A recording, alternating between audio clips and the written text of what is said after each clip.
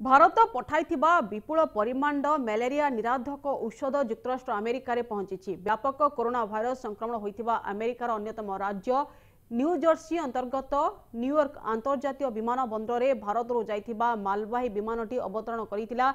America corona virus आक्रांत और तज्जनित मृत्यु घटना इटाली को टपी विश्वर 1 नंबर राष्ट्र तालिकाभुक्त होइछि। कोरोना भाइरस विरोध में चलिथिबा संग्राम रे हाइड्रोक्सी क्लोरोक्विन पट परिवर्तनकारी भावे कार्य करिपारे बोली राष्ट्रपति ट्रंप कहिथिले।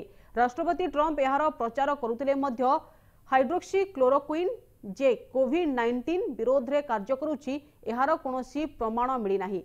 सेपटे भारत रे एही टैबलेटर चाहिदा थिबारु यार उत्पादन वृद्धि करा जायछि। मासक पई 1.6 टैबलेटर आवश्यकता थिबा बेले देश रे 3.28 कोटी गच्छित रही। तेबे अजथारे यह सेवन न करने को स्वास्थ्य विभाग पक्षरु परामर्श दिया जायछि।